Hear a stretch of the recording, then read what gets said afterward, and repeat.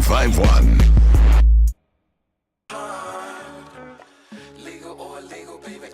I never took a straight path nowhere. Life's full of twists and turns, bumps and bruises. I live, I learn. I'm from that city full of yellow cabs and skyscrapers. It's hard to get a start. Shout out EmEz and tune in to the sit down. Another example of how easy does, easy does, easy does, easy does, easy does. Here we go, baby. It's your main man, EmEz. They call me the orator. Ain't none greater. This is the Sunday Sit Down. And across from me, I want to call her Holly so bad. But her name, her government name is Lucy Walters. Hi. Hello. Thank you so much for having me. No. Thank you for coming. I'm going to admit, I'm not a avid Power watcher. I watch it from time to time. Yes, okay. I do. But my assistants, my interns, my manager, my cameraman, from everybody, they all tell me, you gotta get the white girl up there, fam. You gotta get the white girl up there, fam. Now, why is everyone saying I need to talk to you, Holly? I see I called her Holly. Lucy. Because the world does not love Holly Weaver. Why? I mean, I would love to know. I would really love to know. They are just, you know, it's so fascinating because I love her. I love her truly. Mm-hmm. And I do believe that is my job as an actor is to, you know, love the person that you portray. Absolutely. But I guess, you know, I think it's several things. I think that, I mean, this season it makes sense because she's sort of coming in between the two main guys on the show. So she's a little bit, you know, cleaving this the real love story on the show, which is, you know, platonic love story, but it's these two, brotherly love. So that would be Ghost and Tommy. But so that's this season, but they've hated her since episode 1. I mean, they have just like not responded to this character. Why do you think that is, Lucy? I mean, I would really love to get into it. I think it's a lot of things. Black men love white women, so I can't understand why they hate you. Explain that. This is an anomaly to me. What are you doing to these black men that they hate you? It's something you're doing. It's you. I mean, the character is incredibly manipulative, and she's very calculating, and I think so people just don't trust her. And she's like a watcher, and so she's not like, I don't know. You know, like Tommy, the character Tommy, is like super volatile, and you just like always know where he stands. Like he's pure emotion. Black and white all the time. Yes. There's no gray area with Tommy. Yes. And I think this is a character. You know, she was not on the page like barely at all the first season. So they would get a lot of her just sort of watching, and you would see her connecting the dots, and you didn't quite. You're not really following her story. She's much more peripheral. She's in the background, but she's always there. So you're kind of watching her put together and seeing that she's putting things together. And so she's just there gathering all this information, and you don't trust what she does with it. And she's a little bit, I also think, you know, I think they wondered, like, is this real love? Like, is she just she just seems to be a little bit of like a climber, and she's you know, she's a survivor. She just sort of does whatever it takes to get through the end of the day. Absolutely. So anyway, she's been fun to play because it is liberating to play somebody that, like, people hate. Tell me about your first role. What was your first role? Oh, man. I mean, that's real hard to say because what's considered your first role? I mean, I grew up, you know, I did this. Speaking of growing up, where are you from? Oh. Hi, from the beginning. I'm so brain dead right now. It's like a lazy Sunday. I'm from Texas. Oh, Texas. Okay, yeah. All right. So it's a little slower in Texas. It is a little slower in Texas. But they say everything is bigger in Texas.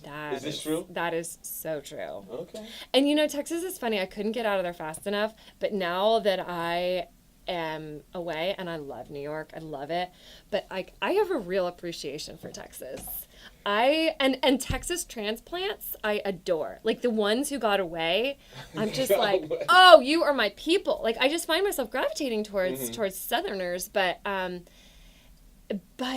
it's funny. I maybe not necessarily the ones who stayed there. there. Not all So, the time. so the ones that are in Texas still, you're not too fond of. I mean, that's not true. My family's in Texas. I love my family. I have community. I don't want to shit on Texas. I Okay. love Texas, Okay. but it is funny how I was like so ready to get to New York, and like I lived with a bunch of Texans when I first came here, and like my Texas accent like came out like when I can't tell the Texas accent now. Oh really? When I get drunk. Yeah, it's normally when the truth comes out for real. You're right. It is so, it's two things. It's either when I'm drunk or like when I actually am throwing shade, but I'm trying to be like real sweet about it. You know what I mean? That real like saccharine coating that happens. That's like Southern style, to be like super sweet about being a total bitch. Gotcha. It's Lucy Walters. Don't call her Holly. This is Sunday Sit Down with your main man, EmEz. What do you watch on TV? I like to ask actors what they watch on TV because as a radio personality, I don't listen to the radio the same way most people listen to the radio. So yeah. it makes me and the radio experience different. So as an actress, what do you watch on TV that That's interests you? so interesting. That's a hard question because I do consume a lot of TV, but I watch it for different reasons. So, What reasons? well, so I do believe, again, part of my job is just like knowing what is out there and knowing the shows that film in New York and just being up on all of that. So I'd make a point to watch, like when all the pilots come out, like you better believe I watch all of them, even if they're terrible. Like I just want to know what's going on. Okay. And it's funny because like my go-tos, like what I just love are these like really complicated, dramas. Like I Go love. ahead, talk about it. I'm a Game of Thrones fan, so go ahead. Are you? Let's see. Okay. Talk to me about TV. Let's talk. Well, yeah,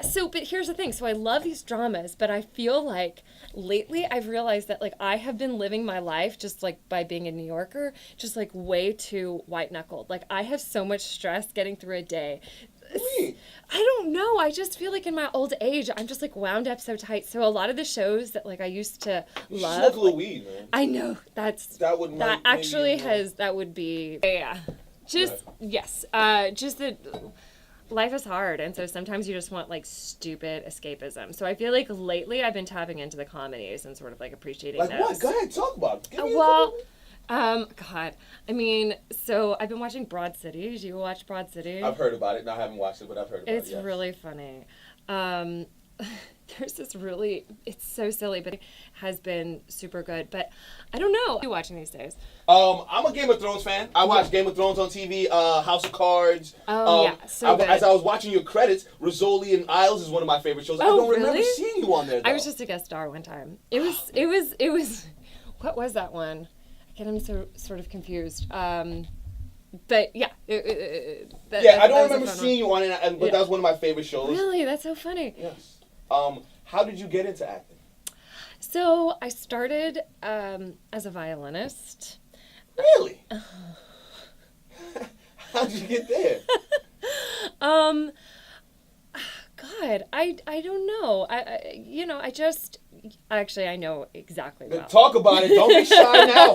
Come on, Lucy. Come on. So I started as a pianist. My sister was incredibly gifted at piano, and she's 3 years older, and my parents were worried that we were going to be too competitive because I could never live up to the prodigy that my sister was. Like my piano teacher was like, she'll just never be as good. So they're basically wow. like, you should find something different for her. And I had just been watching Sesame Street. I was really young. I was like 3 when I started. And Really? Yeah. And there was an episode. So that's a prodigy in itself at 3 to want to know what you wanted to do. Well, I mean, I don't know. It's pretty, I didn't know much about it, but I just seen the episode with Isak Perlman, who's just incredible. And it was so silly. He couldn't well, I don't need to explain the Sesame Street episode to you. But I decided that that's what I wanted to do, and I fell in love with it. So I was actually a very serious violinist for most of my life. And So if I pulled out a violin right now, would you be able to play? sure. Damn, I wish I had a violin. Yeah, not something that everyone just has. It's funny. Courtney Kemp, who is the creator of Power, would always ask us for our yearly sit-downs, like, does anybody have any special skills? And, Naturi Naughton obviously is an incredibly gifted singer, and so they would like make ways for her to be able to sing on the show, or like she's a really good impersonator. So I don't know if you remember, but one of the episodes this year, she does a bit where she like puts on this Jamaican accent, and it's flawless. And they would always ask me like, "Do you have any skills?" And I would be like, I mean, I can play the violin. Like, not helpful. But yeah, so I did that, and then I got a bug for performing. And I would do the children's parts for the Houston Grand Opera, and I just loved, and I wasn't even a particularly good singer. I just could read music and sing on key, and I loved performing, and theater was just kind of like it was just fun. It was like recess. Like I didn't take it seriously. It was just fun for you. Yes, which is probably actually why I have lasted as long as I had. I think a lot of the ones who knew that they were superstars burned out real quick, and I think in some ways like that's what happened with violin. It was like it was so serious. I see. I have a theory on that. Yeah. People that blossom early tend to have their downfall early. I tell my nephew this all the time. I was like, don't be in a rush to hit your stride at 12, 13, 14. Because then when you're 20, you've hit the heights and it's all down. You peak too soon. I have a corollary to that theory, which might be a little controversial. Go ahead. But I think there is a curse to people who are too hot too soon. I agree with that too. If you were hot in high school, by the time you're 30, you done messed up. See, I was an ugly kid in high school. See, I'm out here sexy. Me too. But I also just believe that it's like life is too easy. It's timing. Yes. Mm-hmm. And that you learn, you don't have to work as hard because opportunities are just given to you because people just like you. Mm-hmm. And so I really do believe that at the end of the day, I think grit wins. The person who learns how to work, and I believe that that's what violin taught to me, is just like outwork everybody. Mm-hmm. And I think it's the only reason that I have the budding career that I have is just because it's a chip on your shoulder. Well, it's whether just you want to admit it or not, inside there was a chip on your shoulder. Absolutely. Whether it was the violin or your older sister, it was something that you wanted to prove to somebody. And I think all the greats had to have had the chip on their shoulder. Couldn't agree more.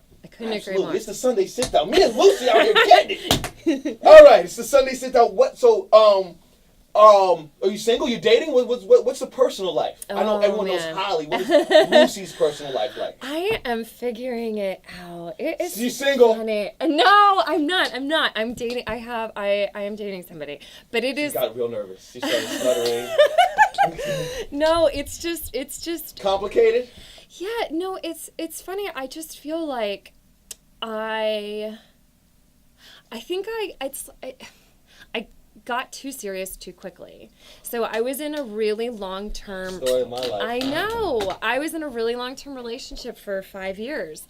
And I thought for sure that would go the distance. And when that didn't, it really sort of like threw me for a loop. So I don't know. I feel like on the one hand, I'm loving it. I'm loving just kind of figuring things out. But it's also hard, like a part of me is like, I would rather have certain things just.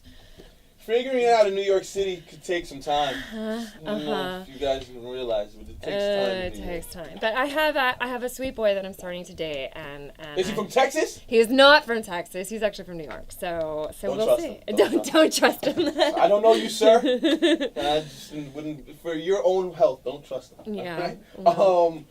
So give me some of the things you're working on in the future. Anything on the horizon for Miss Lucy Walters? Well, yes.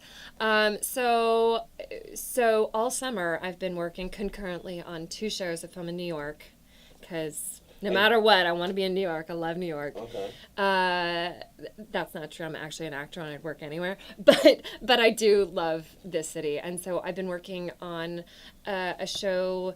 Just an arc, on a show called Falling Water, which will come out on USA in the fall, right after Mr. Robot. And that's a very fun, surreal show about these disparate worlds that are connected through a dream world.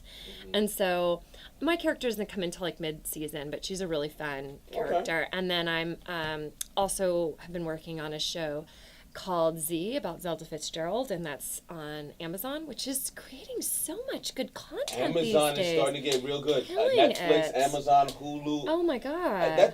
That's another topic for another day. TV is changing into a situation where you don't have to. There's no such thing as appointment listening. I don't have to Totally. watch it at 8 o'clock when it comes on. At 8 o'clock. Totally. Well, you asked me what I was watching, and I'm just like paralyzed because I'm like, where do I begin? There's so much good, and I'm still behind. You know, I'm still behind. I'm just now caught up on The Wire, which is like the best. Stop TV. it! Come on! So good. Come on! So good. But you know what I What mean? season of The Wire are you on? No. I finished it. Oh, okay, I finally all right. finished it. But I'm just You saying, finished like, it. I was gonna ruin it, man. oh no. Spoil alert. Absolutely. Oh, I got a question. Please. How close is Holly Mm-hmm. to Lucy? Are they two I totally love this different? question because the truth is, I feel like to do any part justice, you have to bring yourself to it. So I believe that, like, of course, there's many different people living inside Lucy, and well, inside all of us. Sounds crazy, but go ahead. But yeah, no, I do, and I feel like Holly, you can't. I feel like it's your job as an actor to sort of like bring yourself to any role. You can't make it will never fit right if you don't do that. So yes, Holly is me. But she's also, anyone who's ever met me is like, wait, what? You guys are nothing alike. Okay. But she channels, there was, I might be old and square now, but there was a part of my life where I was a thrill seeker. I mean, God, to be in this stupid business, you have to be in some ways a thrill seeker. There's like parts of her, like we said, to be on top of it, you got to be 5 steps ahead. You got to be a little bit calculating. You got to be, so these things that like, yeah, you frame them in some ways and you're like, ooh, that is gross and manipulative, and like she is like, we don't trust her. I like to think that I'm trustworthy, I like to think that but it's still that person who's playing chess and is thinking 5 moves ahead. It's still like there's still that grit, that survivor in me.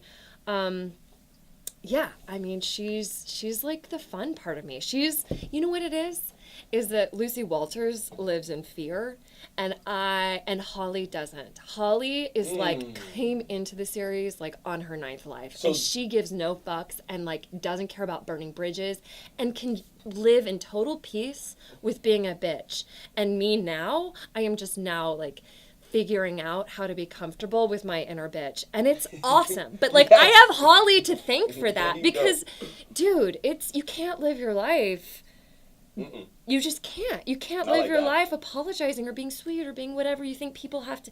There's just something about, and I have learned a ton from her. I think she is comfortable in her body, and I think she is comfortable in her sexuality, and I think she is comfortable in her just her unapologeticness and her bitchiness, and maybe even bitchiness is the wrong word because that sounds so negative, but she's just, there's a strength to her, and I love her for it. Well, I enjoyed this. Lucy, I will call you Lucy. I won't call you Holly. Well, I like both. I miss Holly. There's another question. See, was it hard dying on screen? Well, it was many deaths. I mean, the first death came when Courtney Kemp, our amazing show creator, told me that it was going to happen. It was like, oh, right, make peace with this because it's going to happen. It's going to happen. And you sort of always know that on that show because everybody dies. It's the only way to keep the stakes high.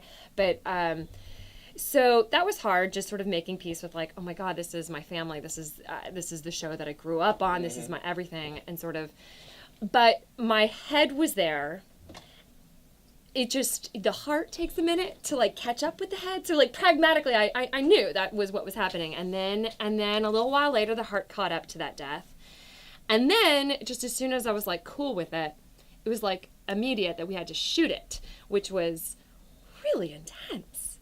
Really intense. And this is not just like, Holly had already lived through one bullet wound in season 1. But this wasn't just like I knew that she was vulnerable, that she could go, but I thought it was gonna be like Lobos or somebody else like in that world. I had no idea that it was gonna be at the hands of Tommy, her lover, her love interest. So it's like bringing up all this other shit of just like domestic violence and all this. And it was like my unborn baby on the show. I mean, it was like... It was a lot. It was a lot.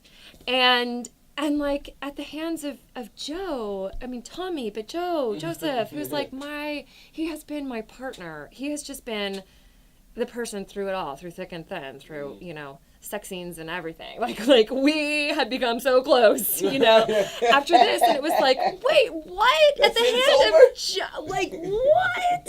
It was so it was really, really intense, but it was also really beautiful. And like the whole crew, everyone treated it with such respect. It was actually one of the most moving and hardest, but like one of the most beautiful things ever to have like lived and died like with these people.